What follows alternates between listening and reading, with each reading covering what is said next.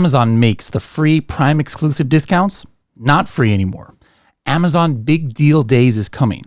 Walmart has something that's similar to Amazon Global Logistics. These stories and more on today's Weekly Buzz. How cool is that?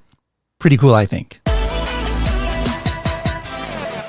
Hello, everybody, and welcome to another episode of the Serious Sellers Podcast by Helium 10. I am your host, Bradley Sutton, and this is the show that is our Helium 10 Weekly Buzz, where we give you a rundown of all the goings-on in the e-commerce world. We give you training tips of the week, and we give you serious strategies for serious sellers of any level in the e-commerce world. Let's see what's buzzing. All right, we've got a number of articles that we're going to be going over today. It's actually a special episode for those watching this later on the podcast. I'm actually recording this live for a live studio audience here, even live on Instagram. But let's get into the top news stories of the week. The first story, if you guys have not checked, you probably have an email in your browser, Gmail, whatever you guys have for email, that talks about something that is going to have a fee. All right, so Prime exclusive discounts has always been what before? Free. Now there is a fee. All right, take out that R. All right, so this says on August 14th, a fee for Prime exclusive discounts will be introduced for US deal events starting with the Big Deal Days. All right, so first of all, Prime Big Deal Days is back. I'm going to talk a little bit about that before, but that's like a little soft drop that Amazon did. It says Prime exclusive discounts that run during non-event days will continue to not be charged a fee. But days on high traffic events here, such as Prime Day, Prime Big Deal Days, Black Friday, Cyber Monday, will now incur a $50 event fee. Wah, wah, wah. That kind of sucks. I mean, I don't know about you guys, but for me, I really made a killing with my Prime exclusive discounts on Prime Day this year. I was able to do tons of those. I didn't do any of those lightning deals or deals of the day, and it was free, right? Now there is a $50 fee. Some other details here that it says a Prime exclusive discount on 20 products or 100 products would both be charged an event fee of $50. Now, if your event does not have even one sale, it says there will not be a fee. Now, if you look at the new page or like the help document about that, it has a little bit more information. But again, those deals that the $50 fee is going to apply, you can see here, Prime Big Deal Days, Black Friday, Cyber Monday, and Prime Day starting in 2025. So I am pretty sure that most of you guys are not happy about that, but hey, not all free things last forever. I hope you guys were taking advantage of those Prime exclusive discounts while you could. I'm not saying don't do Prime exclusive discounts. I mean, I hope you were taking advantage of it while they were free. Next news article that we have here is not really a news article, but it's about how Prime Big Deal Day was announced, right? Kind of like softly in that message. So it is coming back.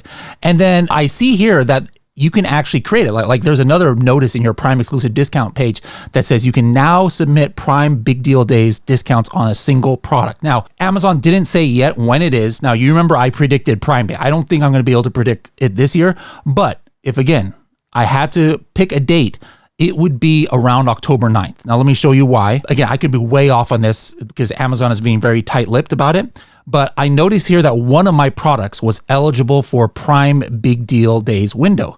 So when I went in there, you'll notice, you guys probably have seen this yourself, is that there's weeks for regular deals, right? All the way up to October 6th, okay? And then the very next one, it says is Prime Big Deal Days window. So first of all, it pretty much guarantees that Prime Big Deal Days is not going to be before October 6th. Now, historically, Prime Big Deal Days, I think there was it was called something different in 2022. It was kind of like on the second Tuesday, Wednesday, Thursday of the month. So that's why I'm thinking that, hey, it could be around October 9th, 8th, 9th, 10th, around there. We'll see. You've got a lot of time to plan, but at least, again, it is now confirmed there is another Prime Big Deal Days coming. So you might want to start getting your deals in if you are going to be taking advantage of that. Now, in the past, we've talked about how Sometimes Amazon might come out with something and then Walmart might come out with it later, or vice versa, sometimes even in the same week. Well, this one took a while. You guys know, how a few years ago Amazon launched Amazon Global Logistics, right? Where Amazon will pick up your inventory in factories, overseas, and then they will go ahead and import them. So now Walmart is doing that too. So this is an article from retaildive.com, and it's entitled, actually, I don't even know what the title, oh, here it is. It says Walmart opens ocean shipping network to marketplace sellers. All right. So this is going to be called Walmart Cross Border. And it says it's a port to port, or port to door, I should say, full container load freight service from China to the US, according to Walmart Marketplace website. And it's only available, obviously, just like Amazon Global Logistics is only available for FBA sellers. This one is only available to Walmart fulfillment service sellers that manufacture goods in China.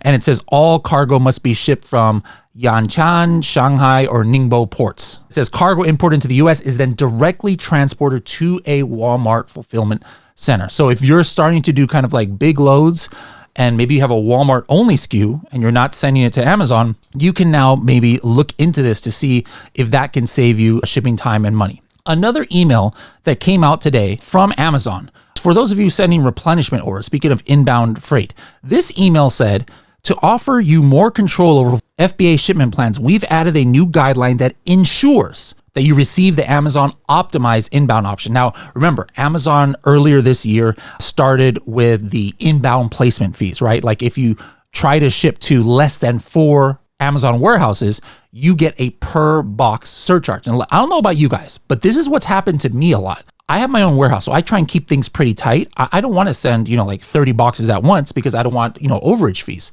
So something I've been doing is I try and keep it tight. I'm like, okay, let me do 4 boxes. Let me do 5 boxes. And have you guys ever noticed that sometimes it still does not give you the 4 locations? And that means that even if you ship 5, 6 boxes, Amazon is still charging you that inbound placement. Like you didn't get that optimized. Well, if I'm reading this correctly, it's now saying that no, hey, if you include 5 identical boxes or pallets per item, okay, each box or pallet has to contain the same quantity per item and the same item mix. If you do that, now it's saying that they're ensuring that you will get the Amazon optimized inbound option. So I'm going to start trying that. As long as I ship 5 identical boxes, is that going to completely always 100% guarantee that I get that Amazon inbound fee? So that's something to be thinking about. One more minor notice here in Seller Central Dashboard, probably doesn't apply to too many of you, but I'll go ahead and bring it out since there wasn't too much in the news this week. But it says now you can select your preferred carrier when shipping to Amazon. So for those who are doing LTL or FTL shipments to US fulfillment centers, you have to choose from this drop-down menu of like a million carriers. Well, if you've got a favorite one that you always want to use, now you're going to be able to set that up. Now, one quick kind of like on a funny note. Sometimes you guys ever think that there's got to be some comedians at Amazon. And don't get me wrong, guys. I'm about to throw Amazon under the bus here, make fun, but you guys know that nobody loves Amazon more than me. But at the same time, I keep it real, all right? And when Amazon does funny things, I'll call them out for it. But did you guys notice last week that there was a super funny notice? You know those seller polls that go on in Seller Central? Anybody see this one last week? All right. Seller poll question. I can count on selling partner support to understand my issues. Strongly agree, neither agree or disagree or strongly disagree. Like, I think a lot of you probably chuckled when you saw that, right? And there's some funny ones. Like sometimes don't you think that, there's got to be a comedian working who are making these polls. Like they cannot be serious that they think that there's going to be somebody who says, I strongly agree that Amazon seller partner support is going to understand my issues. Now, don't get me wrong. No seller support is, 100% perfect.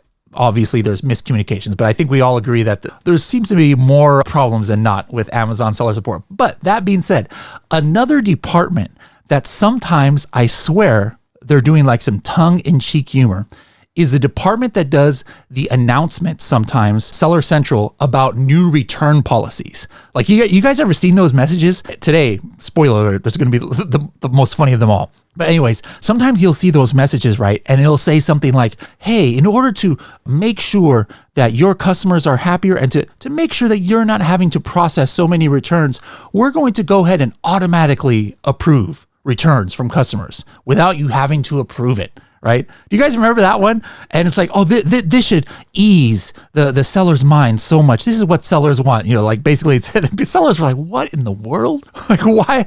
I want to approve returns. I don't want these, customers just returning anything and everything. Well, guys, they have outdone themselves. This latest news report right here in Seller Central, I don't know if it was today or yesterday. It says streamline returns with returnless resolutions. It says when you enroll in FBA returnless resolutions, you're going to benefit from lower fees associated with returns and an increased convenience. What is this? First of all, scroll up here, guys. It says this is a new program that helps you streamline returns by offering customers a full refund without having to return the item. All right. It says this is a streamlined return management process that removes the need to handle returns of physical items. All right. I'm like, what in the world? I'm going to just repeat this part. When you enroll in this, you're going to benefit from this. Look at the plus minus. You know how there's thumbs up and thumbs down that Amazon sellers give to news articles? This is one of the worst I've seen. 18 gave it a thumbs up and 163 people gave it a thumbs down. But that's kind of like mind-boggling to me. So listen to some details about how it works. I started doing some research on this. It says, by default, customers are required to return your FBA inventory to Amazon fulfillment centers where it's evaluated for sellability. But when you enroll in FBA returnless resolutions for your FBA inventory, you grant the customer a full refund and allow them to keep the item, saving you the fees associated with high return rates and customer processing and storage and removals. I'm not sure about you guys, but this gave me a chuckle. Like, seriously, now we're just going to go ahead and opt into this and say, you know what? Any of my customers who want to return a product for any reason, you know what? Just keep the product. All right. That's going to benefit me, the seller. Just keep the product, get your money back. No worries. Come on, guys. Anyways, I hope I'm misreading this because that's what it seemed like to me. It sounds like everybody else thought it was that too, because that's why it had the 163 downvotes. Anyways, last article of the day, switching away from Amazon and Walmart for a second. This was about Google. It's from payments.com and it's entitled Recent Google Ruling May Open Door to More AI-Powered E-commerce. Now, this is a long read. I can't go through all of it, but basically there was a federal court ruling against Amazon's search monopoly. And it says it could usher a shift in online shopping, potentially reshaping how consumers discover products and businesses and how businesses market them. So read this article, guys. There'll be a link somewhere in the description below where it doesn't mention like Amazon directly, but it's basically saying that, hey, when you're searching online, instead of just Google for everything, there might be multiple AI powered things that help you find, what you're looking for. There might be like these new bots that are going to go and help you find the cheapest deals. And so some of those things, it could hurt sellers, like if it's always finding cheaper